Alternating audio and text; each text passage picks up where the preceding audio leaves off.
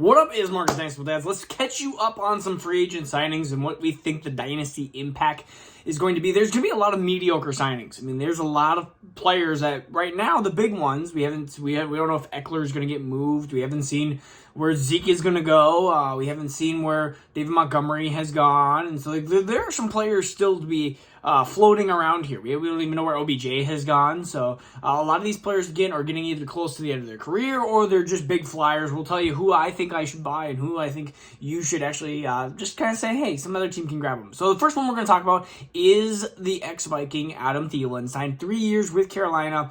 Now, I think this is a good move on Thielen's part because he's going to get $25 million. But honestly, I think that Thielen is to the end of his career. I think you saw a loss in speed, separation, and everything as a Minnesota Viking. He's never really been the same after a big ankle injury at the end of last 2021 season, that would be.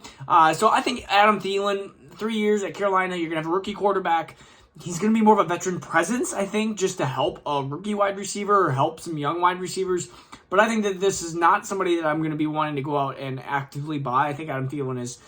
When you see wide receivers like Adrian Green, Julio Jones, and I'm not even saying that Adam Thielen is at that even level, but when you see them drop off in production, they don't get it back. And Adam Thielen was not even that elite of a wide receiver, but you could see that he lost it as well. So you're going to expect to see a drop in production here.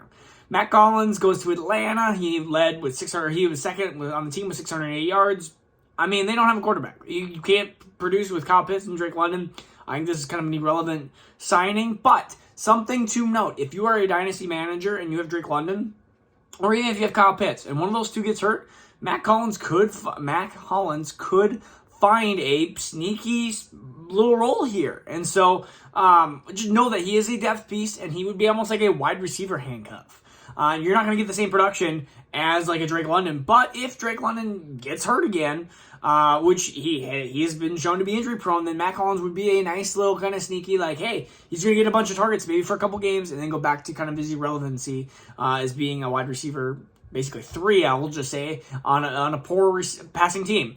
Brandon Cooks goes to Dallas. He's only 29 years old. I like this move. I think that Brandon Cooks is going to see a Noah Brown-like role, but he's a better receiver than Noah Brown. Noah Brown showed some actual fantasy competency, and I like Brandon Cooks here. I think this actually gives him a nice little sneaky role of being a wide receiver 3. I don't think you're going to see 1,000 yards out of Brandon Cooks. Maybe he could get close. You could see 800-900 yards. You could see 8-9 touchdowns. Brandon Cooks could, again, be that guy that gets 50 yards a game, gets a touchdown every other week. Like, it's not going to be amazing by any means, but in some of these bye week fill-ins and stuff, Brandon Cooks could have some solid games here. And so again, with no Zeke, Pollard is a versatile back, but I mean, you don't have anybody behind Pollard right now, and so they're going to have to pass it.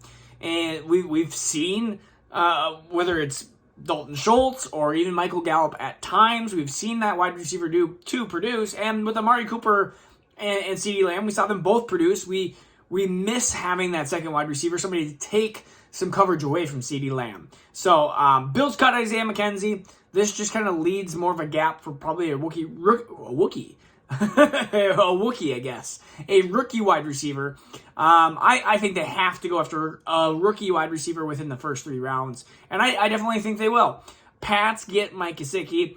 Honestly, I think Mike Gesicki is at the point where he's in that tight end 8 to 18 range, which it doesn't really matter, and I don't want any piece of it. And honestly, I'd rather even draft a rookie tight end. Like, I would totally draft a Dalton Kincaid or heck, there's about 4 or 5.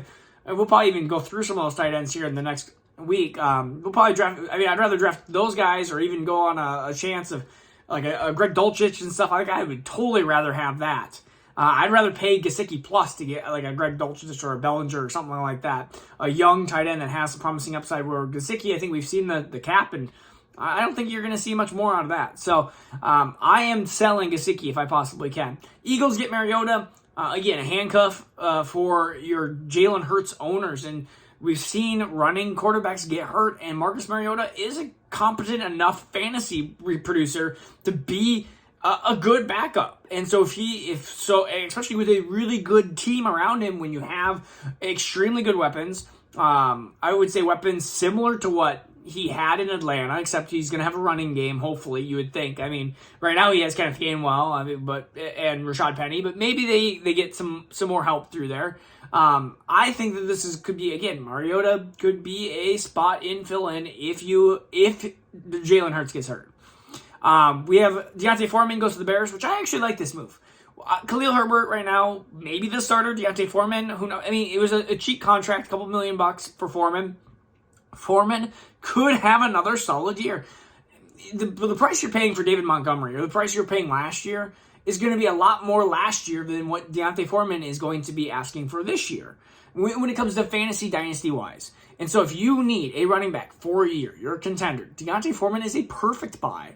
Now, there's a chance that Deontay Foreman ends up being the backup to Khalil Herbert, but when you have a team that is going to run the ball, they are going to be, you have to assume, better offensively with DJ Moore, another year of Justin Fields. I think this is a good move for the Bears, and I think Deontay Foreman, this is a sneaky guy that I'm going to be wanting to add on some of my contender teams. So I like Deontay Foreman here. Giants get Paris Campbell, can't stay healthy. He's a flyer. I mean, they don't have Darius Slayton anymore, so you have Isaiah Hodgins, which was decent. You have pretty much that's it. So, Paris Campbell, we'll see. Daniel Jones is not going to be supplying all these different weapons, but we need to see what happens after the draft. Again, Giants, Paris Campbell, a deep flyer, was a really good second-round pick out of Ohio State when he went to the Indianapolis Colts. A speedster, but he's just never been healthy. And so maybe he revives his career for a little while here. He's not going to be this wide receiver 1 or 2, but he has shown to be hyper-targeted for a couple games last year. So we'll see what happens with Daniel Jones. It's a nice little intriguing. And then James Robinson with the Patriots, he's had the biggest fall from grace. It went from he was a stud to he was nothing. He was spit out and thrown to the streets. Goes to be a Jaguar. He was a Jaguar, and then Travis Etienne comes in, and then he just disappears. I'm trying to think where he got traded to. Did he get traded to the Jets? Traded to the Jets, and then he became nothing. I don't even remember because he never even played. They stopped playing him. So very interesting about James Robinson here. But what you can know with Bill Belichick is that running backs go on this little carousel. They can't stay healthy, and they always go on this little carousel. So if you're Ramondre Stevenson, James Robinson is going to be your potential handcuff, or maybe James Robinson will be out of the league by the end of the year. He might even be cut before the season starts if he continues to have, maybe poor performances. So we'll see. So again, free agency time. We'll see where some other players start landing, and then we'll go from there. Peace out. Take care.